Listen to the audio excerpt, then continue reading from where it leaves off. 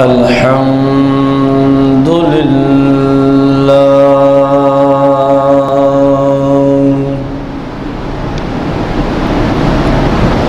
الحمد لله الكثير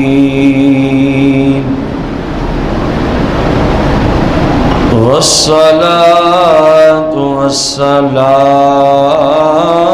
على سميع البصير وعلى آله وأصحابه وأزواجه وعلماء أهل سنة أجمعين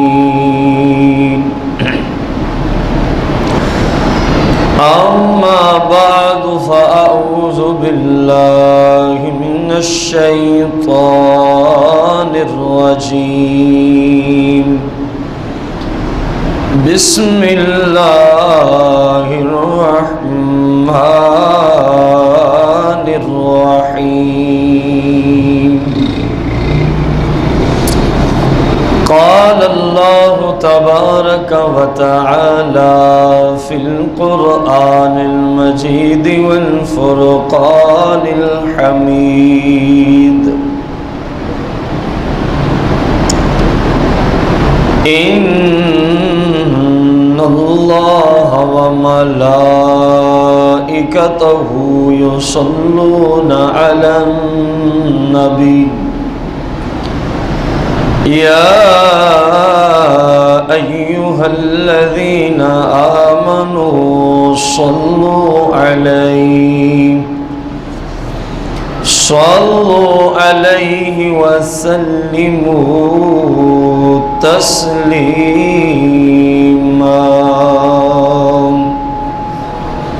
تمام احباب صلی اللہ علیہ وسلم پیش کریں. الصلاة والسلام عليك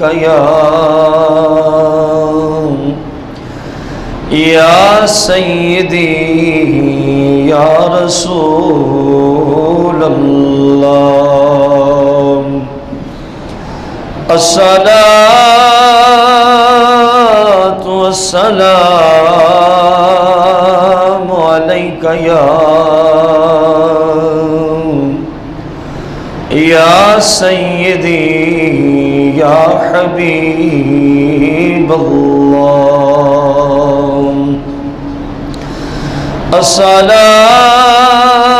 الصلاة والسلام عليك يا سيدي يا شفيع المذنبين. الصلاة والسلام عليك يا سيدي يا سميع ويا بصير للعالمين. الصلاة والسلام عليك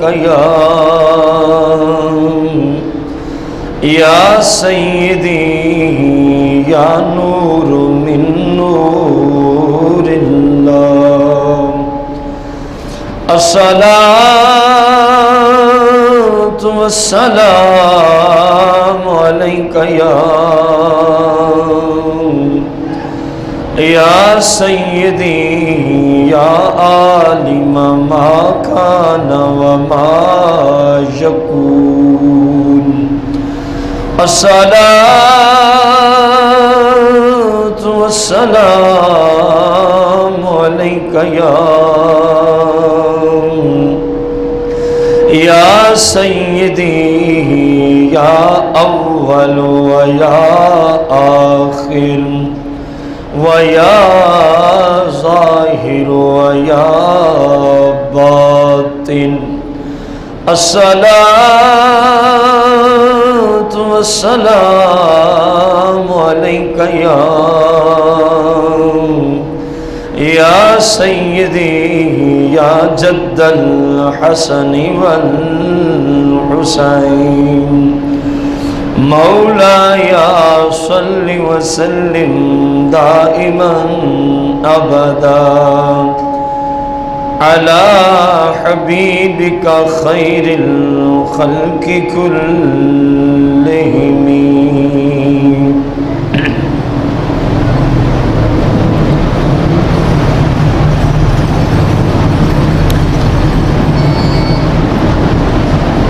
حمد و صلات کے بعد احباب ذی وقار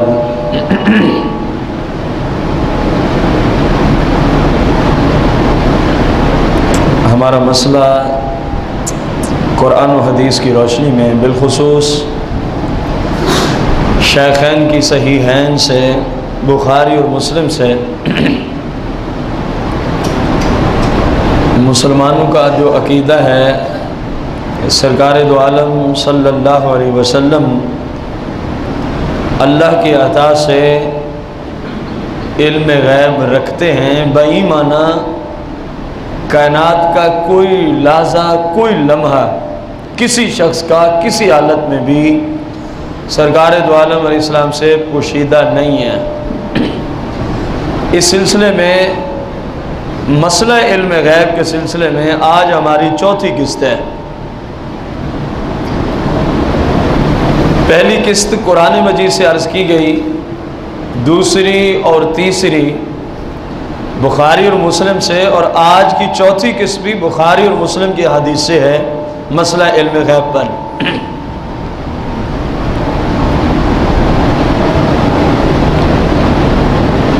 اخبرنی ابو زبیر انہ سمع جابر بن عبداللہ رضی اللہ عنہما یقول قال رسول اللہ صلی اللہ علیہ وسلم وجنازۃ سعد بن معاذ بین ایدیہم اہتز لہا عرش الرحمن او کما قال علیہ الصلوۃ والتسلیم۔ اس حدیث کو امام مسلم نے صحیح مسلم شریف کے اندر ذکر کیا، باب و فضائل الصحابہ کے تحت۔ کتاب کا کیا نام ہے؟ صحیح مسلم۔ کیا نام ہے؟ صحیح مسلم میں کس باب کے تحت یہ حدیث آئی ہے؟ باب و فضائل الصحابہ، جس باب میں امام مسلم نے صحابہ کرام علیہم رضوان کی فضیلتیں اور شانیں احادیث کی روشنی میں ذکر کی ہیں، اس باب میں یہ حدیث ہے۔ حدیث کا نمبر ہے 2466۔ حدیث کا نمبر کیا ہے؟ 2466۔ حدیث کے ترجمہ اور مفہوم سے پہلے آپ بھائیوں سے ایک سوال ہے۔ مدینہ منورہ سے یہ پوری کائنات، مدینے سے مغرب کی طرف، مشرق کی طرف، شمال اور جنوب کی طرف، جہاں تک رب کی یہ کائنات پھیلی ہوئی ہے، پوری کائنات کے بارے میں سوال کر رہا ہوں، پورا ورلڈ، سرکار علیہ السلام کے شہر مقدس سے غور سے سوال سننا ہے۔ پوری کائنات جہاں تک بھی یہ پھیلی ہوئی ہے رب جانتا ہے اور مصطفیٰ کریم بھی جانتے ہیں اللہ کی عطا سے۔ مدینہ منورہ سے پوری کائنات کا مغرب، شمال، جنوب، مشرق، ہر سمت میں جتنا سفر بنتا ہے، یہ بھی اپنے ذہن میں رکھیں۔ اسی طرح مدینہ منورہ سے عرش اعظم تک جتنا سفر بنتا ہے، اس کو بھی اپنے ذہن میں رکھیں۔ دو باتیں میں نے کی ہیں، مدینہ منورہ سے پوری کائنات کا فاصلہ، دوسری بات کا نتیجہ تنمال یہ ہے مدینہ منورہ سے عرش اعظم کا فاصلہ۔ اب بتائیے مدینہ منورہ سے یہ جو چھوٹی سی دنیا ہے، یہ جو چھوٹی سی دنیا ہے، یہ کائنات دنیاوی، یہ زیادہ دور ہوگی یا مدینہ منورہ سے رب کا عرش اعظم زیادہ دور ہوگا؟ یقیناً کسی کافر سے بھی آپ یہ سوال کریں نا تو وہ بھی یہی کہے گا کہ کائنات اتنی دور نہیں ہے مدینہ المنورہ سے جتنی دور کیا ہے؟ رب کا عرش اعظم ہے۔ تو اصول کے تحت ثابت ہوا کہ مدینہ منورہ سے پوری کائنات کا اتنا فاصلہ نہیں ہے جتنا کہ مدینہ منورہ سے عرش اعظم تک کا سفر ہے۔ عرش اعظم تک کا کیا ہے؟ سفر ہے۔ اب بعض لوگ کہتے ہیں سرکار علیہ السلام کو دیوار کے پیچھے کوئی چیز نظر ہے، معاذ اللہ، بعض لوگ کہتے ہیں، اور سرکار علیہ السلام دیوار کے پیچھے کی کوئی چیز جانتے ہیں۔ اب یہ بعض لوگوں کا خیال ہے، اور ہم نے جو حدیث تلاوت کی ہے سیاہ میں سے صحیح مسلم باب و فضائل صحابہ، حدیث کا نمبر 2466۔ اب جب آپ نے تمہید سماعت فرما لی، اب حدیث کا مفہوم بھی سنیں، اور پھر انصاف کرنا ہے کہ وہ بعض لوگ ٹھیک کہتے ہیں یا جو آپ کا عقیدہ ہے کہ رب کی عطا سے سرکار سے کوئی چیز چھپی ہوئی، یہ ٹھیک ہے، فیصلہ آپ نے کرنا، میں حدیث کا ترجمہ کر دیتا ہوں۔ اور اسی طرح میری یہ گفتگو پورے ورلڈ میں جہاں تک جس ذریعے سے بھی پہنچ رہی ہو یا پہنچے، جو بھائی اور میری بہن مسلم اس کو سنے وہ انصاف کے ساتھ بات کرے، یہ نہ دیکھے میرا مسلک یہ ہے، میرے مسلک والے یوں کہتے ہیں، انصاف کی بات ہے۔ بعض لوگ کہتے ہیں کہ سرکار علیہ السلام دیوار کے پیچھے، اور مسلمان یعنی ہم کہتے ہیں کہ سرکار سے کوئی چیز چھپی ہوئی۔ اب فیصلہ حدیث کی روشنی میں، وہ بھی سیاہ، وہ بھی مسلم، اور سرکار کے صحابہ کی موجودگی میں یہ کلام ہو رہا ہے، اور ادھر تمہید بھی یاد ہے نا کہ ہم مدینے سے اتنا دور نہیں ہیں جتنا مدینہ منورہ سے عرش ہے۔ انڈیا، امریکہ، کائنات کے کوئی شہر لے لیں، کوئی ملک لے لیں، اتنا مدینہ منورہ سے وہ دور نہیں جتنا مدینہ منورہ سے کیا دور ہے؟ اب سنیں حدیث۔ حضرت ابو زبیر رضی اللہ عنہ کہتے ہیں انہ سامع جابر ابن عبداللہ رضی اللہ عنہ، کہتے ہیں میں نے حضرت جابر سے سنا ہے خود، یقول، حضرت جابر فرمایا کرتے ہیں قال رسول اللہ صلی اللہ علیہ وسلم، تو گویا یہ حدیث کس درجے کی ہوئی؟ سند کی دنیا میں حدیث مرفوع، کیونکہ جب سند سرکار علیہ السلام تک جا پہنچے وہ حدیث سند کے اعتبار سے حدیث مرفوع کہلاتی ہے، اور قوی ہونے کے اعتبار سے سند کی دنیا میں قوی ہونے کے اعتبار سے حدیث مرفوع سے آگے کوئی حدیث نہیں ہوتی، کیونکہ حدیث موقوف نہیں ہے کہ صحابی تک بات ختم ہو گئی ہو۔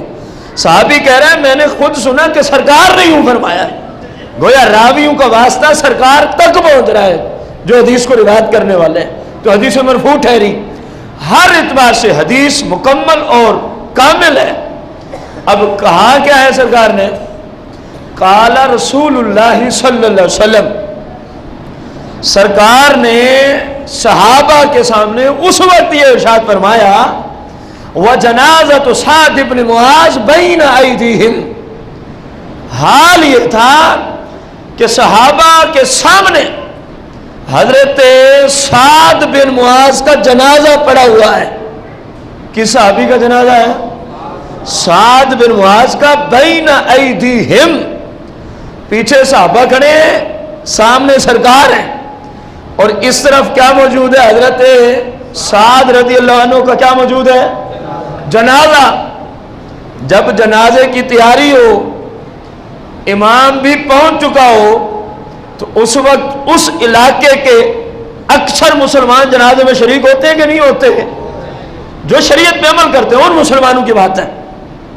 اور جس دور کی ہم بات کر رہے ہیں اس دور میں سارے ہی شریعت کے پیکر تھے، ہم کر رہے ہیں سرکار کے صحابہ کے دور کی بات. تو معلوم ہوا اتنے بڑے اجلہ صحابی کا جنازہ ہے اور سرکار جنازہ پڑھانے کے لیے تشریف لے آئے تو صحابہ و اہل بیت پیچھے صفوں میں کھڑے ہوں گے کہ نہیں کھڑے ہوں گے؟ کیونکہ خود حدیث کے جملے ہیں بین ایدیہم، جمع کا صیغہ ہے کہ پیچھے بہت سارے صحابہ کھڑے تھے، آگے سرکار اور ساتھ کس کا جنازہ موجود ہے؟ سعد بن معاذ رضی اللہ عنہ کا. اس وقت سرکار نے صحابہ کو یہ خطبہ دیا. غور کریں کیا بات تھی. فرمایا اہتز لہا عرش الرحمن، اے صحابہ یہ میرا ساتھ، یہ دنیا سے جا رہا ہے، اس کے دنیا سے رخصت ہونے کی وجہ سے اہتز جھوم رہا ہے عرش الرحمن. فرمایا صحابہ میں مدینے میں کھڑے ہو کے دیکھ رہا ہوں رب کا عرش اعظم ساتھ کی وجہ سے اس وقت جھوم رہا ہے. اس وقت کیا کر رہا ہے؟ جھوم رہا ہے. لہا، حضرت سعد کی خاطر رب کا عرش جھوم رہا ہے. لہا کے جملے سرکار علیہ السلام نے ارشاد فرمائے. اب غور کرے سرکار کہاں موجود ہیں؟ بولے نا یار، اب وہ آپ کی تمہید آپ کے کام آئے گی. سرکار کس جگہ موجود ہیں؟ مدینہ منورہ میں. صحابہ اس خطبے کو سننے والے، اہل بیت اس خطبے کو سننے والے، اور امام الانبیاء والمرسلین اپنی یہ شان بیان کرنے والے کہ ہم مدینے میں ٹھہر کے کہاں تک نگاہ پہنچائے ہوئے ہیں؟ عرش اعظم تک. فرمایا صحابہ میرے اس غلام کی وجہ سے رب کا عرش جھوم رہا ہے. رب کا عرش کیا ہو رہا ہے؟ جھوم رہا ہے. یہ تو ہم عرض کرتے ہیں نا کہ کیوں جھوم رہا ہے. پہلے ہم اپنے اس مقصد اور اس اپنے موضوع کی طرف آئیں. ابھی آپ سب بھائیوں نے کہا کہ مدینہ منورہ سے پاکستان اتنا دور نہیں ہے. مدینہ منورہ سے امریکہ، مغربی تمام ممالک اور پوری کائنات میں جتنے ملک ہیں، کوئی ملک بھی مدینے سے اتنا دور نہیں ہے جتنا مدینے سے رب کا عرش دور ہے. غور کریں، ایک طرف وہ شخص کہتا ہے کہ سرکار علیہ السلام کو معاذ اللہ دیوار کے پیچھے کوئی چیز نظر، دوسری جانب صحابہ کا عقیدہ ہے. سرکار اس عقیدے کی وضاحت کر رہے ہیں، صحابہ سن رہے ہیں.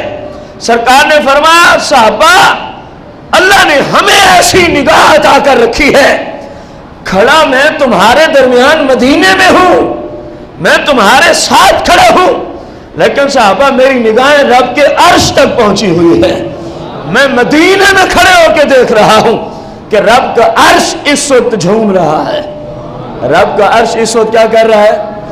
تو جس نبی سے کروڑوں میل دور رب کا عرش مدینے میں محبوب علیہ السلام کھڑے ہو کے تشریف فرما کے رب کے عرش اعظم کو ملاحظہ فرما رہے ہیں، تو کیا خیال ہے یہ چھوٹی سی دنیا کو مدینہ منورہ میں تشریف فرما ہوئے، تشریف رکھتے ہوئے سرکار سے کیا یہ چھوٹی سی دنیا پوشیدہ ہو گئی ہے؟ جو محبوب، جو رسول، جو پاک پیغمبر، جو مقدس ہستی مدینے سے اپنی نگاہ کو عرش اعظم تک پہنچا سکتی ہے، وہ مدینے میں بیٹھ کے پوری دنیا کو بھی ملاحظہ فرما سکتی ہے.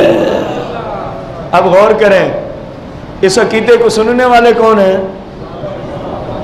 کوئی کھڑا تو نہیں ہوا کیونکہ وہ مسلمان تھے نا، بے ایمان کوئی نہیں تھا بیچ میں اس وقت. اگر کوئی بے ایمان ہوتا تو شاید کہتا آپ کی بھی تو ہماری طرح ہی دو آنکھیں ہیں، جس طرح آج کل کچھ لوگ کہتے ہیں. یہ کیسے ہو سکتا ہے یا رسول اللہ، آپ کھڑے ہمارے اندر ہیں اور دعویٰ یہ ہے کہ آپ کی نگاہ کہاں پہنچ رہی ہے؟ اب ابو بکر بھی ہوں گے، فاروق بھی ہوں گے، جناب عثمان، حیدر قرار، بدری صحابہ، یہ سارے لوگ موجود ہوں گے. غور کریں کسی صحابی نے یہ اعتراض کیا؟ کیوں نہیں کیا؟ کیونکہ ان کا عقیدہ یہی ہے کہ سرکار سے یہ دنیا اور قبر و آخرت، جنت و دوزخ و رب کا عرش، کسی وقت بھی سرکار سے کوئی چیز پوشیدہ. اگر ان کا یہ عقیدہ نہ ہوتا تو فوراً سوال کر دیتے. جب سرکار نے ایسی بات کی جو ظاہری طور پہ سمجھ میں صحابہ کی وہاں تک فراست نہ پہنچ سکی تو فوراً ہاتھ جوڑ کے عرض کر دی یا رسول اللہ یوں ہے. اسی طبقے کی ایک حدیث آ رہی ہے آگے مسلم کے حوالے سے، اگر وقت نے ساتھ دیا تو بالمعنی اسی طبقے کی حدیث. غور کریں، صحابہ نے مانا کہ آپ بھلے مدینے میں، رب کا عرش آپ سے چھپا ہوا. سرکار نے اسی عقیدے اور اسی اپنی شان کا اظہار فرمایا.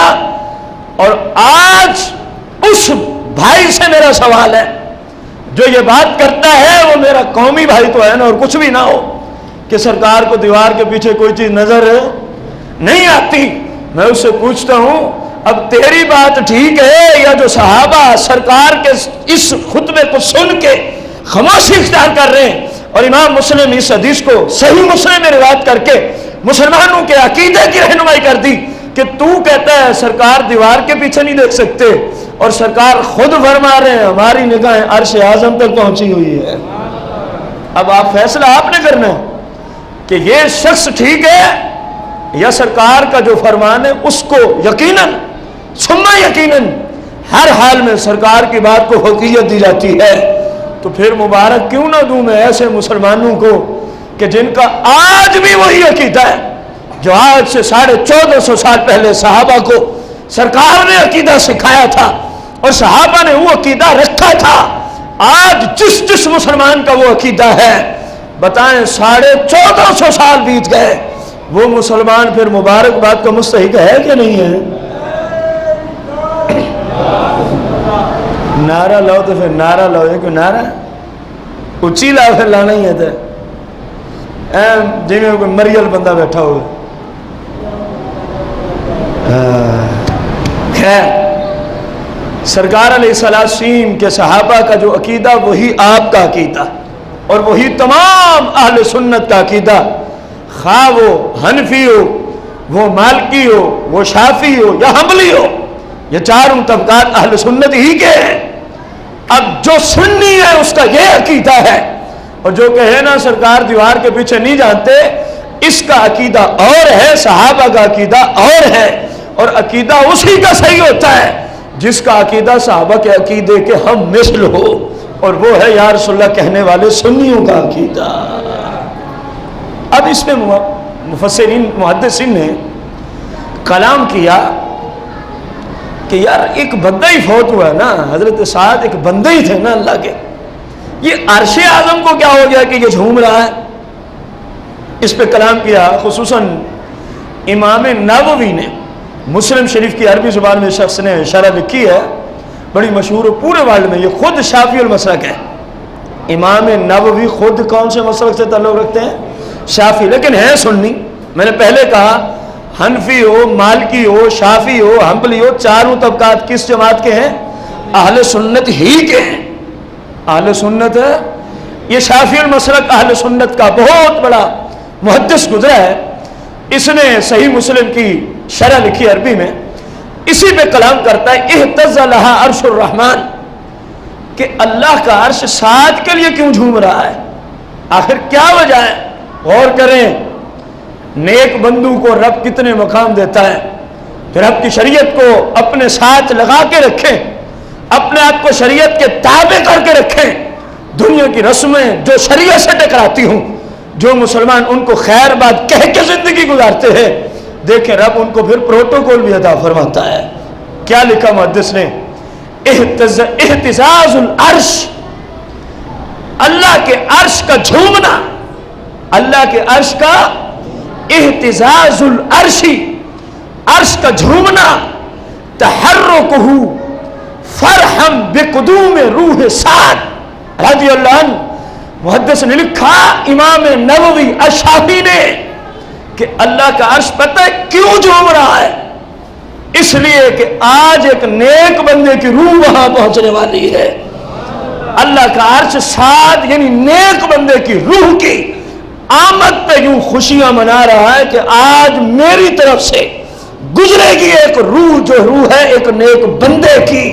دیکھیں جملے، تحرکہ فرحم بقدوم روح سعد حضرت سعد کی روح کے یہاں گزرنے کی وجہ سے اللہ کا عرش خوشیاں منا رہا ہے۔ غور کریں، سرکار کے غلام کی روح گزرے جس دن، اس دن رب کا عرش کیا مناتا ہے؟ خوشیاں مناتا ہے، جھومتا ہے۔ اور جس دن خود سرکار آ جائیں پھر رب کے نیک بندے اس دن خوشیاں مناتے رہتے ہیں۔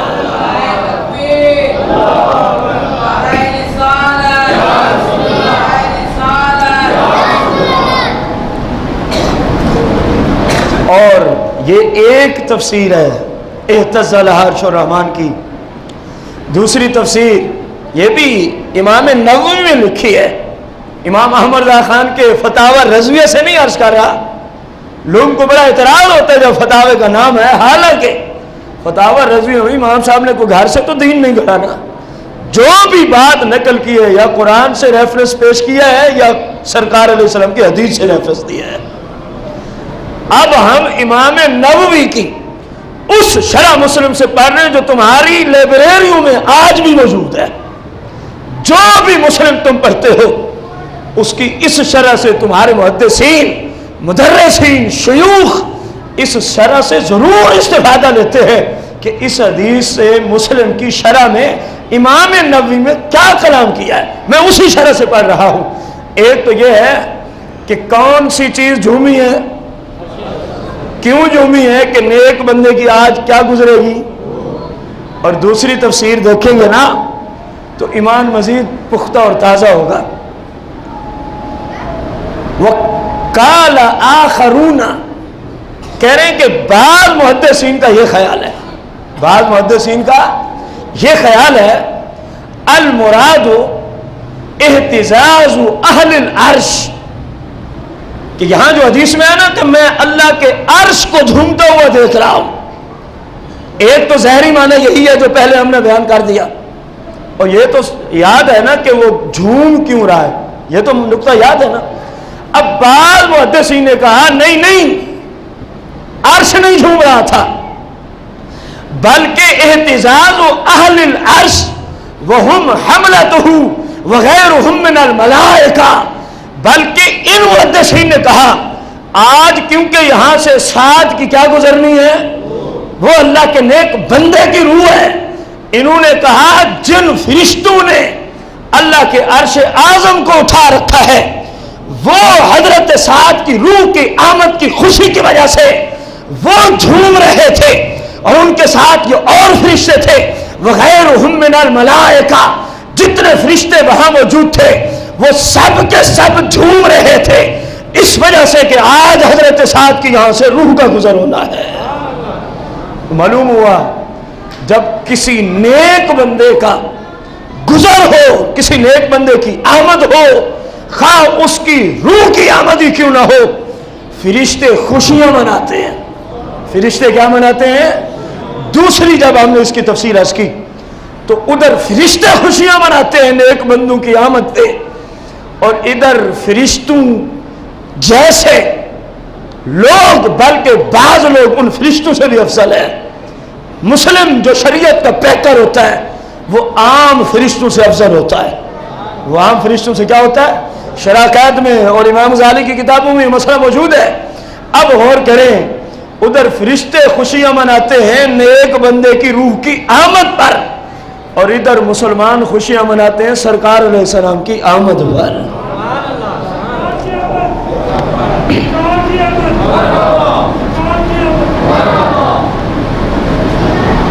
دوسری حدیث، اس حدیث کو بھی امام مسلم نے روایت کیا، صحیح مسلم میں، باب کا نام ہے باب الفتن۔ اس پورے باب میں یہ تقریباً ہر محدث نے اس باب کو باندھا ہوتا ہے تقریباً اپنی کتاب میں۔ اس میں حدیثیں پتہ ہے کون سی آتی ہیں؟ جو سرکار نے غیبی خبریں دے رکھی ہیں وہ ساری حدیثیں اس کے اندر لازمی آ جاتی ہیں۔ کس اعتبار سے؟ کہ جو میرے بعد قیامت تک فتنے اٹھیں گے، باب الفتن، فتنہ کی جمع، اس پورے چیپٹر میں ایسی حدیثیں ہوتی ہیں کہ سرکار نے جن حدیثوں میں ان باتوں کا ذکر کیا ہے کہ جو آپ کے زمانے میں موجود بلکہ بعد میں ہونے والی تھیں، بعد میں ہونے والی تھیں۔ تمام محدثین نے یہ باب اپنی اپنی کتب میں باندھا جس میں غیب کی خبریں، کس چیز کی خبریں؟ ان میں سے ایک حدیث ہم بھی عرض کر رہے ہیں، صحیح مسلم باب الفتن، حدیث کا نمبر ہے 2899، 2899۔ غور کریں، ان صبانا قال قال رسول اللہ صلی اللہ علیہ وسلم ان اللہ زوا لی الارض، سرکار فرماتے ہیں کہ اللہ پاک نے میرے لیے زمین کو کلوز کر دیا، میرے لیے زمین کو قریب کر دیا۔ اور پھر ہوا کیا؟ فرمایا فرأیت مشارقہا ومغاربہا، ایسا ابا میں نے مدینہ میں بیٹھ کر اس زمین کو مشرق سے مغرب تک ساری کائنات کو میں نے ملاحظہ فرما لیا ہے۔ تشریف کہاں رکھتے ہیں؟ مدینہ منورہ میں۔ اور پھر فرمایا وَإِنَّ أُمَّتِي سَيَبْلُغُ مُلْكُهَا مَا زُوِيَ لِي مِنْهَا او کما قال علیہ الصلوۃ والتسلیم، فرمایا صحابہ میں جہاں تک دیکھ رہا ہوں نا، ان امتی سیبلغ، ان قریب میری امت کی وہاں تک حکمرانی پہنچنے والی ہے، ان قریب میری امت کی وہاں تک کیا پہنچنے والی ہے؟ حکمرانی پہنچنے والی ہے۔ اب غور کریں، اس میں دو باتیں آئیں، ایک مدینے میں بیٹھ کے پوری کائنات کو ملاحظہ فرمایا اور اس کی خبر دی، اور اس کی کیا دی؟ خبر دی۔ یہ کوئی فرض تو نہیں ہے، کوئی نماز کا مسئلہ تو نہیں ہے کہ خبر دینا ضروری ہو گیا۔ سرکار ایسی خبریں کیوں دیتے گئے، کیوں ارشاد فرمائیں؟ تاکہ پتہ چلے اہل حق کون ہے، پتہ چلے کہ صحیح عقائد کے مالک کون ہے۔ سرکار نے اس لیے اپنی انشانوں کا بارہا ذکر کیا کہ جو ماننے والا ہوگا وہ مسلمان ہوگا، جو نہیں مانے گا وہ بے ایمان ہوگا، جو نہیں مانے گا وہ کیا ہوگا؟ اب فرمایا مدینے میں بیٹھ کے ہم نے رب کی پوری، بولیں تو صحیح نا یار، کائنات کو دیکھ لیا۔ جب پوری کائنات کو مدینے میں بیٹھ کے دیکھ لیا تو کیا ایسی بات تھی کوئی کہ اللہ نے اس وقت طاقت دی اے محبوب دیکھ لیں بعد میں چھین لی؟ کوئی ایسی بات ہے؟ اگر کوئی ہے تو کوئی مائک والا ایسی حدیث لے آئے، پورے ذخیرہ ہے حدیث میں، کوئی ایک حدیث ہی پیش کر دو کہ سرکار نے فرمایا یہ رب نے مجھے آج یہ شان دی ہے، بعد میں رب مجھ سے واپس لے لیتا۔ تو جب دی ہے بس دے دی ہے، جب دی ہے بس دے دی ہے۔ رب اپنے محبوب کو جب جو شان دیتا ہے وہ دے ہی دیتا ہے، مستقبل میں اس شان میں اضافہ تو ممکن ہے، اس شان میں اضافہ تو، اس شان میں اس صفت میں کمی آتی کیوں؟ قرآن کہہ رہا ہے وَلَلْآخِرَةُ خَيْرٌ لَكَ مِنَ الْأُولَىٰ، اے محبوب ہر بات میں آنے والی گھڑی آپ کی پہلی گھڑی سے شان کے اعتبار سے زیادہ بہتر ہوگی، شان و شوکت کے اعتبار سے کیا ہوگی؟ زیادہ۔ تو قرآن سے ثابت ہوا کہ جو شان رب نے دی وہ بڑھتی ہے، رب اس میں کمی آنے، یار کمی وہ دے جو خود کمی ہو، جو کمزور ہو، جس میں وسعت نہ ہو، جس کو خود اپنے خزانوں کا ڈر ہو، میں نے یہ دے دیا تو میں خود غریب ہو جاؤں گا، میرے پاس یہ شان نہیں رہے گی، وہ تو ایسا مالک ہے۔ سرکار کی حدیث ہے رب تو ایسی شانوں کا مالک ہے، اول سے لے کر آخر تک جتنے لوگ آئیں، ریت کے ذروں کے برابر لوگ ہو جائیں، سمندر کے قطروں کے برابر لوگ ہو جائیں، درختوں کے پتوں کے برابر لوگ ہو جائیں، اور ہر بندہ کھربوں سال اس کی زندگی ہو، کھربوں سال دن رات یہ کھانے سے پاک، یہ سونے سے پاک، یہ تھکاوٹ سے پاک، دن رات اس کو ایک ہی کام ہو اپنے رب سے مانگنے کا، اپنے رب سے اول سے آخر تک تمام لوگ کھربوں سال مانگتے رہیں۔ حدیث کا مفہوم ہے سرکار نے فرمایا یہ جو جو مانگے اتنے عرصے میں رب ہر ایک کو وہ دے دے۔ فرمایا میرے رب کے خزانوں میں اتنی کمی بھی نہیں آتی اتنے ساروں کو اتنا کچھ دینے سے جتنی کہ سمندر سے چڑیا اپنی چونچ میں ایک پانی کا قطرہ لے آئے، جتنی سمندر میں کمی آئی ہے اس پانی کی وجہ سے، فرمایا میرے رب کے خزانوں میں اتنی کمی بھی نہیں آ سکتی۔ جو اتنے بڑے خزانوں کا مالک ہے وہ سرکار کو شان دے کے کیا پھر واپس لیتا ہے؟ نہیں، کل بھی یہ شان تھی، آج بھی ہے اور قیامت تک یہ شان ہے۔ مدینے میں بیٹھ کے سرکار نے پوری کائنات کو کیا فرمایا؟ ملاحظہ فرمایا، دیکھا۔ اور ہم بھی تو یہی کہتے ہیں کہ ہم بیٹھے یہاں ہیں، گفتگو یہاں ہو رہی ہے، لیکن اللہ کی عطا سے سرکار مدینے میں آپ سب کو ملاحظہ بھی فرما رہے ہیں، یہ ہماری گفتگو بھی سن رہے ہیں۔ کون کس نظریے سے بیٹھا ہے سرکار اس کے اس نظریے سے بھی باتیں کر رہے ہیں۔ ہم بھی تو یہی کہتے ہیں، اس کے سوا ہم نے کون سا کوئی جرم کیا ہے؟ جو حدیثیں کہہ رہی ہیں ہم بھی وہی کہہ رہے ہیں۔ اب حدیث میں عمل کرنا ہی جرم ہو گیا ہے تو بھائی کریں گے، بار بار کریں گے اس جرم کو، اگر حدیث میں عمل کرنا ہی جرم ہو گیا ہے تو۔ عجیب بات ہے، سرکار کی صحیح حدیثیں ہمارے نزدیک تو حدیث کسی بھی کتاب کی ہو قابل قبول ہے۔ مسلمانوں کی بات ہو رہی ہے، پورے ورلڈ کے مسلمان جو پڑھے لکھے ہیں، آپ ان سے اصول پوچھیں، جو اسماء اور رجال کی کتابیں ہیں، حدیث کے اصولوں پہ جو بکس لکھی گئیں، آپ ان کے اندر جائیں، ہوتا جانوں، آپ کو یہی جملہ ملے گا۔ یہ نہیں دیکھنا کہ حدیث کس کتاب کی ہے، دیکھنا یہ ہے کہ حدیث کی سند ٹھیک ہے۔ یہ اصول ہے مسلمانوں کے ہاں، تو یہ اصول ہے۔ اور بعض لوگ یہ کہتے ہیں نہیں صرف سیاستہ سے دکھاؤ۔ ارے بھائی مانو یہ حدیثیں ہم سیاستہ سے ہی پڑھ رہے ہیں بقول تمہارے۔ یہ حدیثیں کن بک سے پڑھی جا رہی ہیں؟ سیاہ میں سے بھی شیخین کی کتابوں سے، بخاری اور مسلم سے درس ہو رہا ہے۔ اور کوئی پہلا جمعہ نہیں، علم غیب کے مسئلے پہ بخاری اور مسلم سے آج تیسرا جمعہ چل رہا ہے، اور یہ ختم نہیں ہوتا مواد۔ یہ اور بات ہے کہ ہم خود چھوڑ دیں، حدیثیں اتنی موجود ہیں بخاری اور مسلم میں علم غیب کے مسئلہ پر۔ سرکار علیہ الصلوۃ والتسلیم مدینہ منورہ میں تشریف فرما تھے۔ اس حدیث کو بھی امام مسلم نے روایت کیا۔ اگلی حدیث جو آ رہی ہے اس کو بھی کس امام نے روایت کیا؟ صحیح مسلم میں باب الجنہ، کس باب کے تحت لیا ہے؟ جہاں جنت کے متعلقہ حدیث کو اکٹھا کیا امام مسلم، باب الجنہ، اور حدیث کا نمبر ہے 2844 2800۔ غور کریں، حدیث کے راوی جناب سیدنا عبد الرحمن یا عبداللہ، جو مشہور ہیں ابو ہریرہ سے، جو مشہور ہیں اپنے لقب ابو، نام یا عبد الرحمن ہے یا عبداللہ ہے۔ ابو ہریرہ عن ابی ہریرہ قال كنا مع رسول الله صلى الله عليه وسلم اذ سمع وجبه فقال النبي عليه السلام اتدرون ما هذا؟ قال قلنا الله ورسوله اعلم.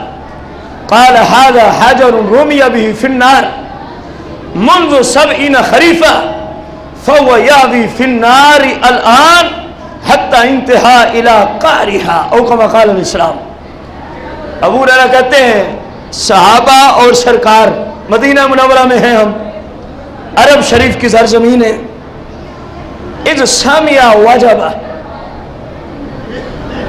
تو سرکار علیہ السلام نے ایک آواز سنی، غور کریں۔ فقال نبی علیہ السلام، سننے کے بعد سرکار نے اپنے صحابہ کو ارشاد فرمایا، اتدرون ما ھذا؟ اتدرون ما ھذا؟ اے صحابہ تم جانتے ہو یہ جو ابھی ابھی آواز آئی ہے یہ کس چیز کی تھی اور کیوں تھی؟ اگلے جملے سننے کے قابل ہیں۔ جو آپ کا عقیدہ ہے صحابہ کے بھی مینمان وہی عقیدہ تھا۔ قال، حضرت ابو ہریرہ کہتے ہیں قلنا، جمع کا صیغہ ہے، قال سے قلنا، جمع متکلم کا صیغہ لوٹایا کہ صحابہ نے عرض کی، ایک تو صحابی نہیں، صحابہ نے عرض کی کیا؟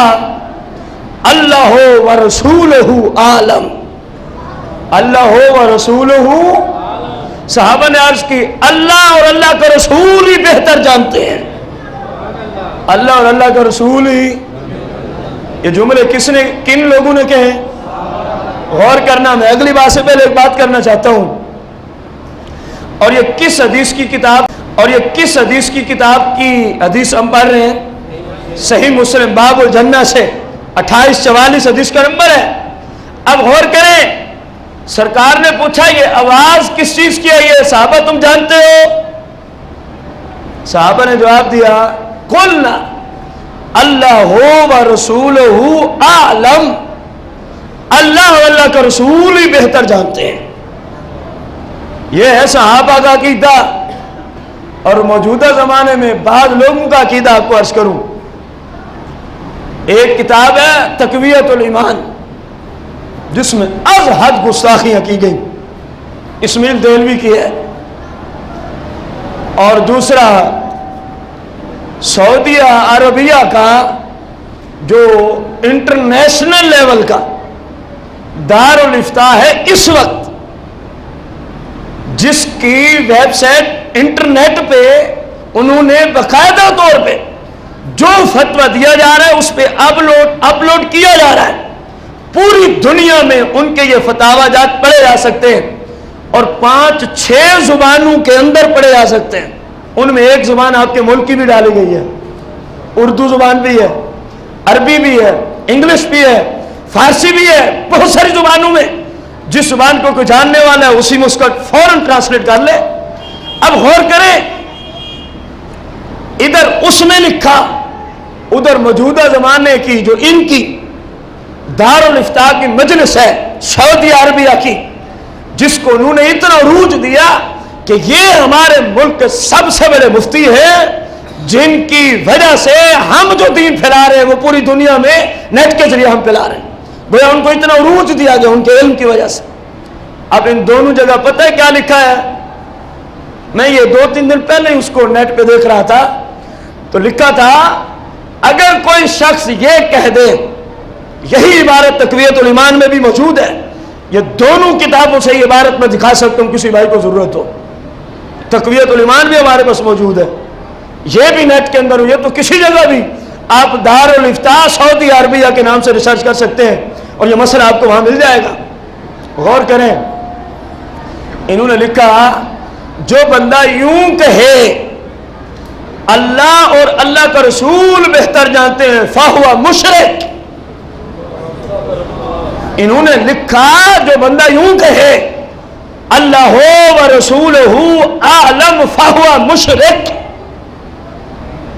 تقویت الایمان میں بھی اور اس دارالافتاء سے جو فتاوی جات لیے جا رہے ہیں ان کے اندر بھی کیا کہا کہ جو شخص یوں کہے اللہ اور اللہ کا رسول بہتر جانتا ہے، ان نجدی مفتیوں نے اس میں فتویٰ دیا ہے، فہو مشرک، وہ شخص کیا ہو جاتا ہے؟ بولے نا یار، کیوں چپ کر گئے؟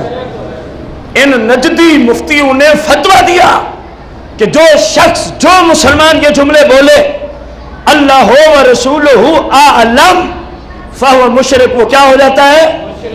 مشرک۔ میں نجدی علماء سے پوچھتا ہوں، تم نے کہہ دیا کہ ایسا شخص ہے مشرک، بتاؤ پھر صحابہ کے متعلق تمہارا کیا عقیدہ ہے؟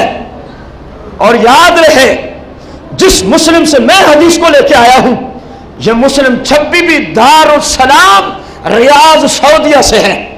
جس مسلم سے میں یہ حدیثیں اخذ کر کے لایا ہوں یہ بھی سعودیہ کے مکتبے سے چھپی ہے۔ غور کریں، اس مسلم کے اندر یہ الفاظ ہیں، صحابہ نے عرض کی اللہ و رسولہ عالم، اللہ اور اللہ کا رسول بہتر جانتے ہیں، اور نجدی مفتیوں نے لکھا جو شخص یہ جملے کہے فہوا، اونچی بولیں، مزید اونچی بولیں۔ اب ان کے نزدیک صحابہ کیا ٹھہرے؟ کچھ نہیں ہوتا، بول دیں، ہم تو نہیں کہہ رہے، ہم تو ان کی کہانی انہیں سنا رہے ہیں، شاید ان کو عقل آ جائے، شاید ان کو سمجھ آ جائے کہ ہم کس قدر بے ایمانگی پہ تل گئے، کس قدر ہم نے دین کو تبدیل کر کے رکھ دیا، تحریف کر دیا ہم نے۔ اللہ پاک اگر کسی شخص کو کسی خاص علاقے میں حکومت کا منصب دے، اس کا یہ مطلب ہرگز نہیں کہ وہ نئی شریعت بنانا شروع کر دے۔ ادھر دعوے ہیں اہل حدیث ہونے کے، ادھر انہی حدیثوں کے خلاف فتوے دیتے ہو، کچھ تو شرم و حیا کرو. تمہارے اس فتوے کی وجہ سے ابو بکر بھی معاذ اللہ مشرک ٹھہرا, فاروق اعظم بھی معاذ اللہ مشرک ٹھہرے, عثمان غنی بھی مشرک ٹھہرے, اور حیدر قرار بھی. یہ ایک جگہ نہیں ہے سیاح میں یہ جملے. اگر مجھے کوئی شخص کہے, اپنے ناقص علم کے اعتبار سے عرض کر رہا ہوں کہ آپ سیاح سے یہ جملہ ہمیں 50 مرتبہ نکال دیں مختلف احادیث سے کہ صحابہ نے سرکار کو کہا ہو اللہ و رسولہ عالم, تو فقیر 50 مرتبہ سیاح سے صحابہ کے جملے نکال کے دکھا سکتا ہے. اب بتائیں, ادھر یہ سرکار کے صحابہ کا یہ عقیدہ ہے, اور آپ بھی یہی کہتے ہیں. جب کوئی ایسی ویسی بات ہو نا, آپ کے مفتی جب اہل سنت کے مفتی کوئی مسئلہ بیان کرتے ہیں یا مسئلہ لکھتے ہیں, آخر میں بس اوقات آپ نے جملے سنے ہوں گے یا لکھے ہوئے پڑھے ہوں گے, ھذا ما عندی واللہ اعلم ورسولہ بالصواب, میرے نزدیک تو یہی ہے, بہتر اللہ اور اللہ کا رسول جانتے ہیں. اور یہی عقیدہ تھا صحابہ کرام کا, اور یہی عقیدہ تھا صحابہ ہے. تو معلوم ہوا جس شخص نے یہ فتویٰ دیا ہے وہ شریعت کی روشنی میں غلط ہے, شریعت کی روشنی میں غلط ہے, وہ بے ایمان مفتی ہے, وہ اسلام کا خیر خواہ مفتی خواہ کوئی بھی ہو. تو سرکار علیہ السلام سے جب صحابہ نے عرض کی کہ اللہ اور اللہ کا رسول ہی بہتر جانتے ہیں, تو سرکار نے بھی ان کو کچھ نہ کہا. اگر شرک ہوتا نا تو نبی علیہ السلام فوراً ڈانٹ دیتے, کیونکہ نبی کا کام ہی یہی ہے, جو سامنے گناہ ہو اس سے روکا جائے, اس سے منع کیا جائے. ہم انصاف کے دائرے میں رہتے ہوئے کلام کر رہے ہیں, آگے کسی بندے کی سمجھ آئے کہ وہ انصاف کو لے یا اسی ظلم پہ تلا رہے. نہ ہم کسی کو گالی دے رہے ہیں, نہ ہم کسی کو اپنی طرف سے کچھ کہہ رہے ہیں, صرف سرکار کی حدیثیں پیش کر رہے ہیں. اگر سرکار کی حدیثیں پیش کرنا کوئی جرم ہے تو میں پہلے عرض کر چکا ہوں, اس جرم سے رکنے کا نام لیتے. کائنات بدل سکتی ہے, حدیثیں بیان کرنے سے ہم رک سکتے ہیں؟ ہاں, تمہارے اندر جرأت ہے تو میدان میں آؤ, کہو یہ حدیثیں ہی نہیں ہے. میں مکمل ریفرنس دے رہا ہوں آپ لوگوں کو, آؤ میدان میں اترو, کہو مسلم یہ حدیث نہیں ہے. جو چور کی سزا جس طرح مقولہ مشہور ہے وہ میری سزا, اگر موجود ہے تو اس گندے مذہب کو چھوڑ اور آ جا یا رسول اللہ کہنے والوں کو مسلک میں, کہ جن کا مسلک, جن کے عقائد, جن کے معمولات سرکار علیہ السلام کی شریعت کے عین مطابق ہے. خیر, سرکار نے بھی کچھ نہ کہا. پھر سرکار نے بتایا ھذا حجر رمی بہ فی النار منذ 70 خریفہ. ہائے اب کیا کیا بندہ بات کرے, اس سرکار کے جملے کے سیاق و سباق کو دیکھے. سرکار نے فرمایا صحابہ, اس سے بھی پہلے سرکار کی ظاہری دنیا میں ٹوٹل عمر کتنی ہے؟ اونچی بولیں, 63 برس. اور ادھر جملے سننے کے قابل ہیں. فرمایا صحابہ ھذا حجر, یہ ایک پتھر کی آواز تھی, رمی بہ فی النار, جس کو پھینکا گیا جہنم میں منذ 70 خریفہ, آج سے 70 سال پہلے اس کو پھینکا گیا. عمر مبارک کل کتنی ہے؟ چلو آخری دن بھی یہ حدیث آپ نے فرمائی ہو, تب بھی سرکار کی عمر 70 سال بنتی, اپنی ظاہری آمد سے پہلے کی باتیں ارشاد فرمائی جا رہی ہیں. فرمایا صحابہ یہ آج سے کتنا پہلے؟ 70 خریفہ. فرمایا 70 سال پہلے اس کو رب نے جہنم کے اوپر والے کنارے سے حکم دیا اس کو نیچے جانے دو, اور فرمایا فَهُوَ يَهْوِي فِي النَّارِ الْآن, اے صحابہ اب وہ جہنم کی تہ میں جا پہنچا ہے. اس میں جو لوگ شریعت توڑتے ہیں وہ بھی غور کریں کہ جہنم کتنا گہرا کنواں ہے, اوپر سے نیچے پتھر جا رہا ہے, 70 سال لگ گیا ہے. اور پھر سرکار کے علم پہ تو ویسے ہی بندہ قربان ہو جائے. کتنی بڑی سرکار علیہ السلام نے بات ارشاد فرمائی ہے. اب غور کریں, سرکار مدینہ علیہ الصلوۃ والتسلیم نے کیا فرمایا؟ یہ کتنے سال پہلے پھینکا گیا؟ اور آپ کی ظاہری عمر مبارک, معلوم ہوا سرکار صرف ظہری عمر مبارک میں کائنات سے واقف کار نہیں ہے، بلکہ اس سے پہلے بھی سب کچھ آپ جانتے ہیں، اس سے پہلے بھی سب کچھ آپ جانتے ہیں۔ یہی وجہ ہے قرآن میں کہا گیا کہ سارے انبیاء علیہ السلام پر، ان کی تبلیغ پہنچانے پر جب اللہ پوچھے گا، بخاری و مسلم میں بھی، صحیح میں بھی، قرآن میں بھی یہ مسئلہ موجود، اللہ آدم سے عیسیٰ علیہ السلام تک انبیاء سے پوچھے گا، کیا تم لوگوں نے، حالانکہ وہ سب کچھ بہتر جانتا ہے، کیا تم لوگوں نے میرے دین کی تبلیغ کو اسی طرح پہنچایا جس طرح میں نے تمہاری ڈیوٹی لگائی تھی؟ سب نبی عرض کریں گے، مولا تو بہتر جانتے، ہم نے پہنچا دیا ہے۔ ان انبیاء کی امتوں میں سے جو لوگ ان انبیاء کو نہیں مانتے تھے، وہ دعویٰ دائر کریں گے جھوٹ بولتے ہوئے، یا اللہ انہوں نے ہم تک تیرے دین کی تبلیغ نہیں پہنچائی تھی، اگر پہنچائی ہوتی تو ہم کافر ہوتے، ہم بے ایمان ہوتے۔ اللہ پاک انبیاء سے فرمائے گا، یہ تو یہ کہہ رہے ہیں حالانکہ وہ سب کچھ بہتر جانتا ہے۔ پڑھیں آپ، صحیح میں حدیثیں موجود ہیں، قرآن میں یہ مفہوم موجود ہے۔ تو پھر اللہ پاک کی بارگاہ میں انبیاء عرض کریں گے، مولا تو بہتر جانتا ہے، ہم نے پہنچا دی ہے۔ وہ لوگ پتہ ہے پھر کیا دعویٰ کریں گے، یا اللہ اگر انہوں نے پہنچائی ہے تو اپنے پہنچانے پہ کوئی گواہ پیش کریں۔ بات بھی ٹھیک ہے۔ اللہ پاک فرمائے گا انبیاء علیہ السلام کو، اب اپنی تبلیغ کے پہنچانے پہ گواہی لے آؤ۔ تو پتہ ہے وہاں سارے نبی جب منتظر ہوں گے گواہ کے، تو گواہی کون دے گا پتہ ہے؟ قرآن میں مسئلہ موجود، سیاہ میں موجود، اس وقت تمام انبیاء کی تبلیغ پہنچانے کی گواہی تاجدار مدینہ دیں گے، یا اللہ میں گواہی دیتا ہوں، میں گواہی دیتا ہوں کہ تیرے ان انبیاء نے ان لوگوں تک تیرے دین کی تبلیغ پہنچا دی تھی۔ اور گواہ ہوتا کون ہے؟ جو موقع محل پہ موجود ہو۔ سمجھ آئی ہے؟ پہلے آپ لوگ، یعنی اس امت میں سے کچھ لوگ گواہی دیں گے۔ میں وقت کی وجہ سے اس جملے کو نہیں عرض کرنا چاہتا تھا، لیکن نتیجتاً عرض کر دوں، پہلے سرکار سے اس امت کے کچھ لوگ گواہی دیں گے، اور وہ لوگ کہیں گے مولا یہ تو آئے بھی بعد میں۔ گواہ وہ ہوتا ہے جو موقع محل پہ اس امت کے لوگوں کی گواہی کو وہ ٹھکرا دیں گے۔